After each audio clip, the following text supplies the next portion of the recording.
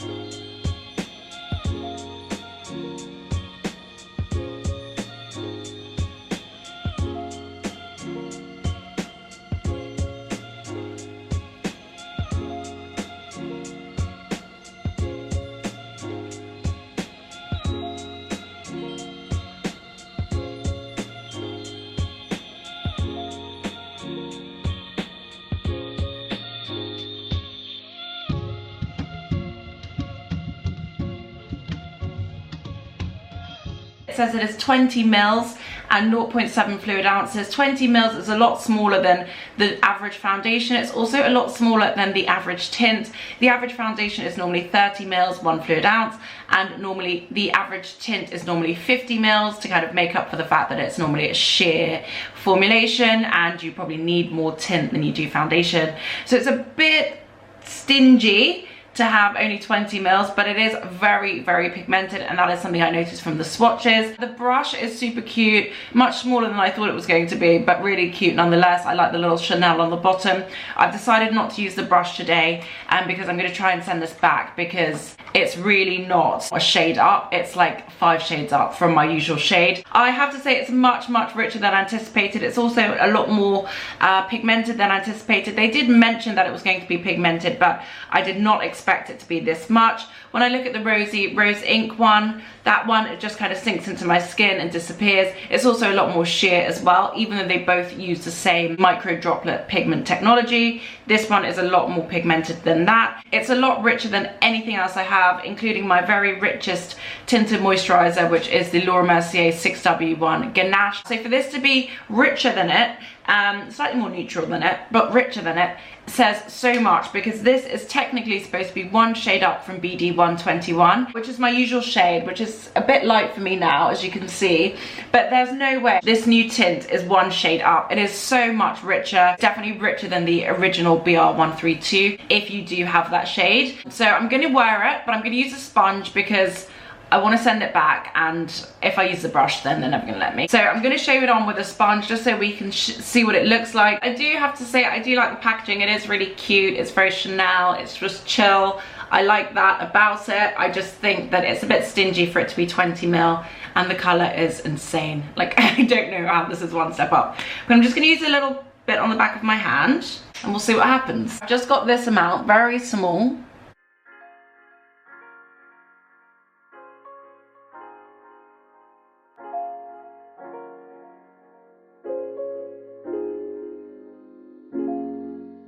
The glow is really nice on this already.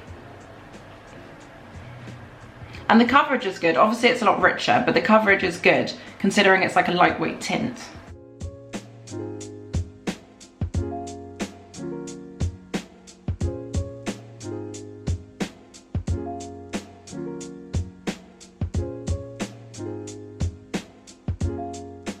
Considering how much richer it looks on my hand, it doesn't look as wild as it did on my hand. It is much richer than even my chest, which has been tanning, but it's not that wild considering. It does remind me a lot of the rose ink one that I got that was the wrong shade.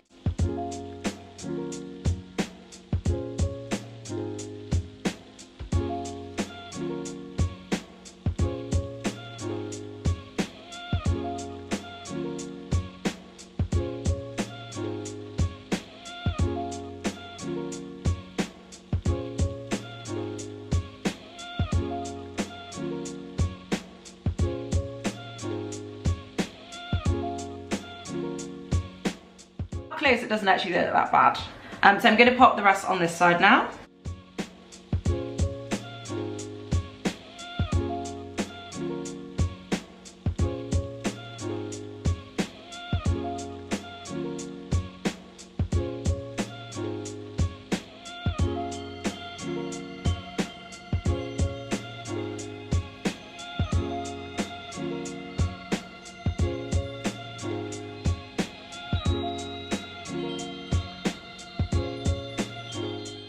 On camera it looks, I don't know if it looks as red as it does in the mirror, but in the mirror it looks pretty red. But up close I do feel like I really like this tint. I like what it's doing to my face. I like the glow. I like the coverage as well. I feel like the coverage is better than the rose ink. It also doesn't have the same kind of icier undertone that the rose ink does, even though I love that. It does have a kind of grey vibe to it, whereas this one really doesn't. Obviously this one's super red, but even with the deeper rosier rose ink one, that still had that same kind of grey cast to it, whereas this, I'm not getting that at all.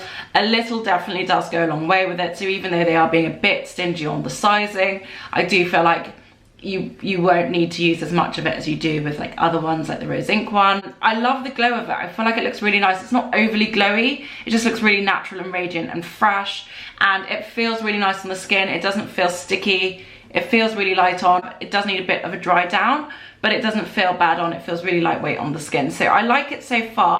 It does feel like there is something on my face, but it doesn't look like there is, if that makes sense. And there's not really any demarcation or anything like that. It looks pretty seamless. The glow is pretty good. It does feel a bit warm, but it is very, very hot in London today. So I'm sure that has something to do with that.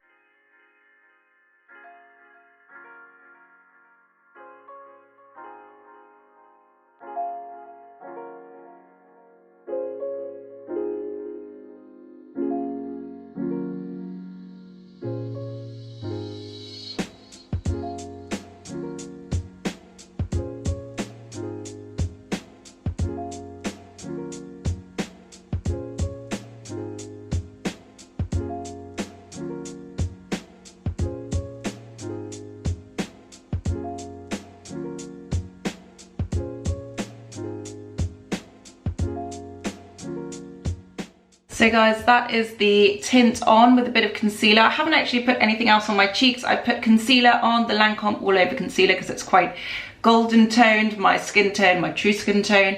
And I've just put a little bit of the Charlotte Tilbury powder under my eye and a tiny bit of highlight on my nose. I haven't touched anything of my cheeks at all. And I really love the glow this gives me. I think it looks really nice and fresh. And I actually do feel like it kind of works as a reverse contour. So I'm not sure whether I'll send it back now. I might actually keep it.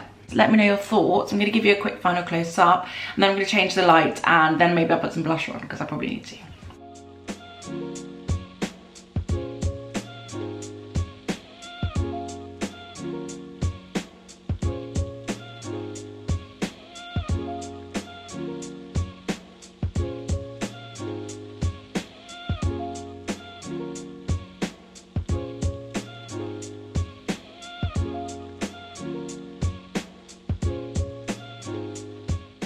Guys, that is the new tint on. I actually don't mind it that much, and I do feel like it can be balanced really easily, really well with a concealer, and it does kind of work as a blusher in its own right because it's kind of like so rosy, and as soon as you put a bit of concealer on, it actually doesn't look too bad. So I'll wear it throughout the day, see how I go. It is now 2:20. So I will wear this for as long as possible, and I will come back to you guys and let you know how it went. Guys, I'm wearing the tint. The sun is very intense. I don't think it's that bad in that. It's very shiny. Gosh. I am back. It is now 4:53. I haven't been wearing this for very long. I've been wearing this for two hours and a half, I think. This is the time now. I haven't been wearing this for very long, but it did start to get a little bit shiny. I do feel like it looks nice and natural on, but I don't feel like it's going to have a really long wear, and it did start to feel a bit shiny. On camera it looks really nice now, but in the mirror a minute ago it looked a bit shiny here and here. Not too bad so far. I'm going to give you guys a quick final close up, and then I'm going to finish up.